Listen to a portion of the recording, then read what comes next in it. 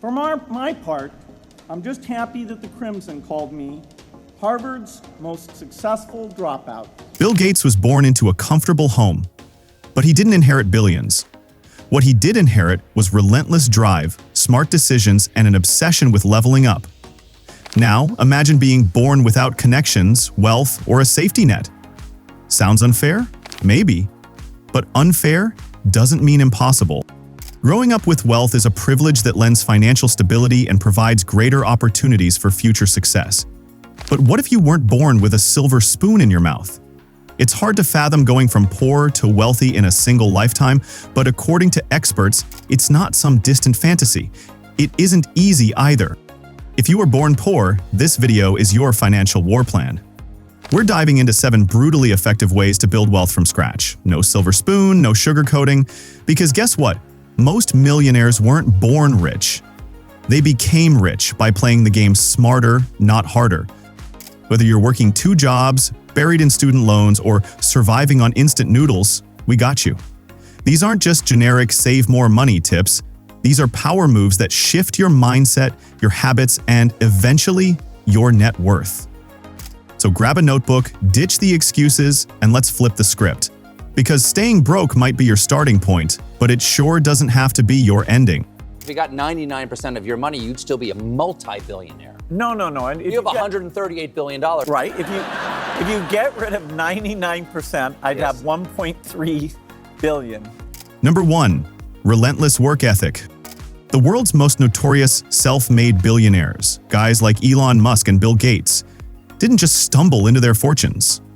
And while having some early advantages like a good education doesn't hurt, they didn't get to where they are by playing it safe. They used a specific set of strategies, a brutal mindset, and a series of deliberate moves to build their empires, often from a place that looks nothing like where they are now. They get something most people don't. Wealth isn't just found, it's forged. And the tools to build it are lying around for anyone with the guts to pick them up. First up is the one everyone thinks they do, but almost no one actually does. It's not about working hard. Your 9-to-5 hard work is a joke compared to this. The real secret is a relentless work ethic welded to an obsessive focus. There's a universe of difference between being busy and being productive. Busy is clearing your inbox. Productive is locking yourself in a room for 4 uninterrupted hours to hammer away at the one single task that will actually move the needle. Look at the giants. In the early days of Microsoft, Bill Gates wasn't just working, he was a machine. He famously memorized his employees' license plates to know who was putting in the hours. It was an all-consuming obsession aimed at a single, insane goal: a computer on every desk. Then there's Elon Musk, famous for his 80 to 100-hour work weeks. Let that sink in. When Tesla and SpaceX were nosediving toward bankruptcy in 2008, he wasn't delegating from a corner office. The man was sleeping on the factory floor and working 22-hour days, personally resolving engineering problems. This isn't about clocking hours, it's about the sheer intensity and direction of that effort. So ask yourself, and don't lie, is your work intense and focused, or is it scattered and soft? The genius isn't in working yourself into an early grave. It's in applying an overwhelming, targeted force to your biggest problem until it snaps. That's how you get the ball rolling from a dead stop. Number 2, embrace failure. So you're working with that insane intensity, and what happens? You fail. Hard. Spectacularly. This brings us to strategy number 2, and it's a bitter pill to swallow. You have to embrace failure and treat it like cold, hard data. Most people are petrified of failure. They see it as a final verdict. For the self-made, failure isn't the end. It's just the tuition you pay for a world-class education in what doesn't work. Elon Musk's first 3 SpaceX rockets didn't just fail, they exploded. Millions of dollars and years of work vanished in a fireball. Most people would cry into a pillow for a decade. Musk just saw it as 3 very expensive lessons in rocket building. He took the data from the explosions and the 4th launch nailed it, landing a $1.6 billion NASA contract that saved his entire company. Before Microsoft, Bill Gates had a company called Trafo Data. It was a complete dud. He didn't let it define him. And let's not forget Steve Jobs. He was publicly fired from Apple, fired from the company he started in his garage, humiliated. For most, that's game over. For Jobs, it was a gift. He went on to found Next and Pixar, then returned to a dying Apple and turned it into the most valuable company on earth. He didn't let failure define him, he let it refine him. The difference between staying broke and getting rich is what you do the second after you get punched in the face. Do you stay on the mat, or do you get up, analyze why you got hit, and take a smarter swing? Number 3, start small, think big. Out of the wreckage of those failures, you need a vision. This is our third strategy, a paradox that fries most people's brains. You have to start small while thinking colossally, absurdly big. You have to be pragmatic enough to work with the pathetic pile of resources you have right now, while holding on to a vision so huge it sounds delusional to anyone normal. Bill Gates' grand vision was a computer on every desk running Microsoft software. In the 1970s, that was like saying a personal rocket ship in every garage. It was nuts. But he started small, making software for a tiny hobbyist computer with Paul Allen. One tiny step at a time, all aimed at that insane goal. Elon Musk wants to colonize Mars to save humanity. That's the big crazy thought. He didn't start by designing Martian condos. He started by asking, how can I make one single part, the rocket, 10 times cheaper? His secret master plan for Tesla was just as methodical.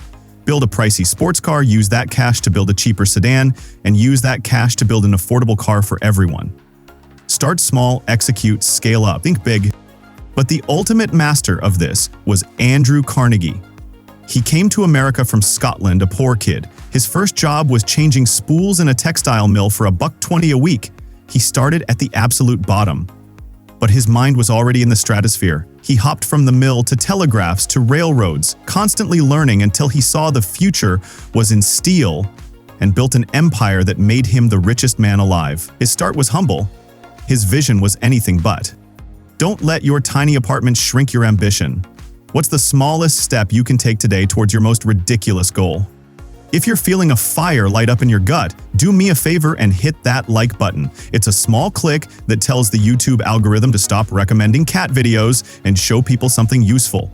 And comment your favorite wealthy millionaire below. Number 4, commit to learning.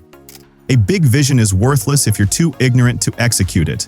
Strategy number 4, become a continuous, obsessive learner. High school, college, that was the tutorial. The real game starts the day you leave.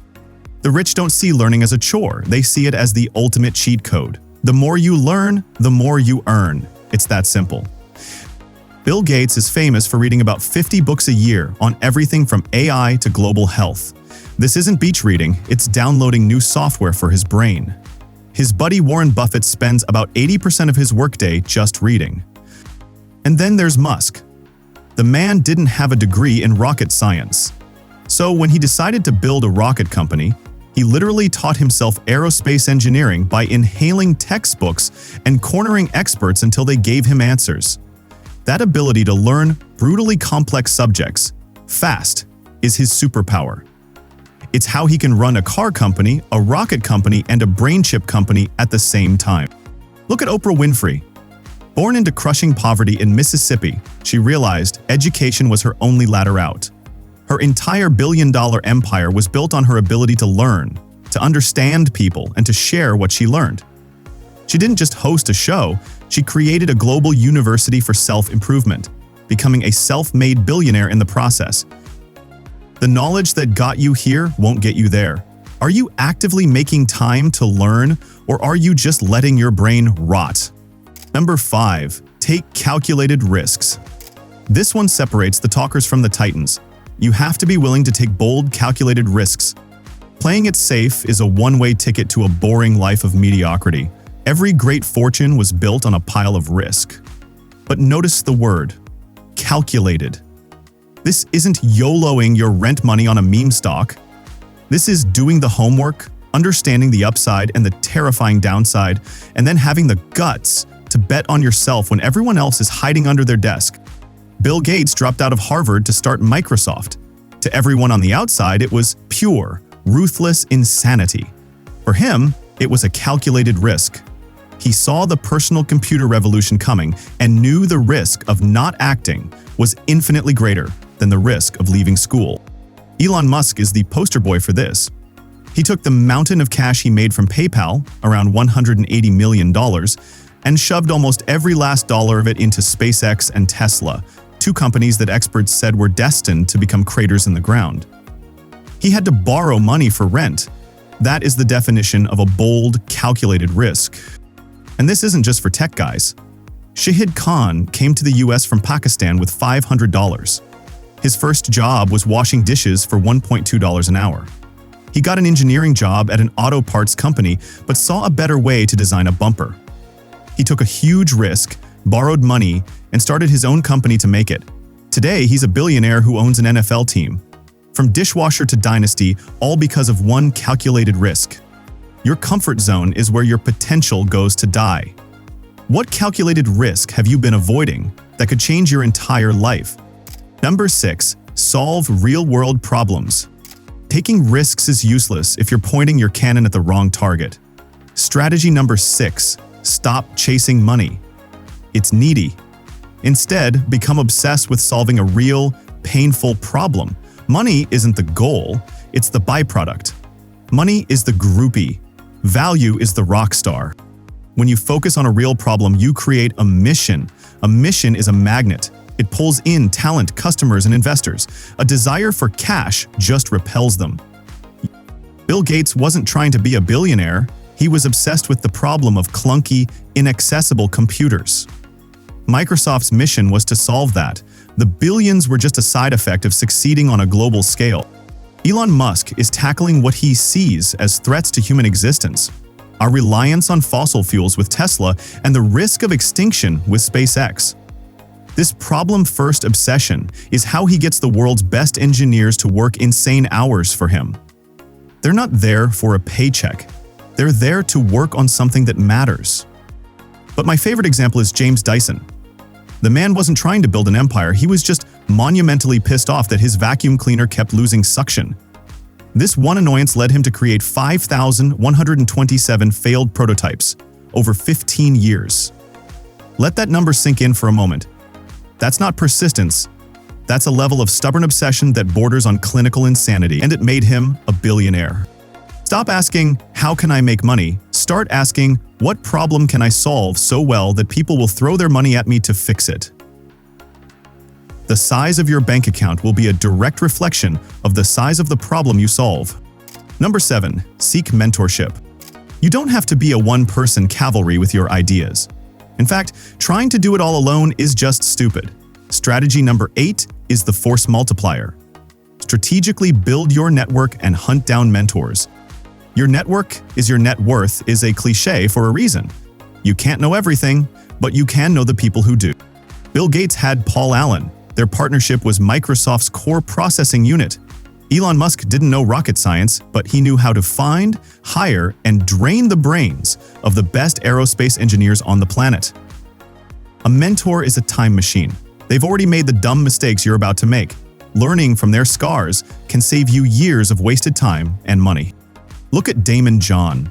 He started the brand FUBU selling hats on a street corner in Queens. But he didn't stay on the corner. He strategically wormed his way into the network of the biggest hip-hop artists of the day. He got them to wear his gear in music videos, getting millions in free advertising. His network was the rocket fuel. Stop thinking of networking as collecting LinkedIn contacts.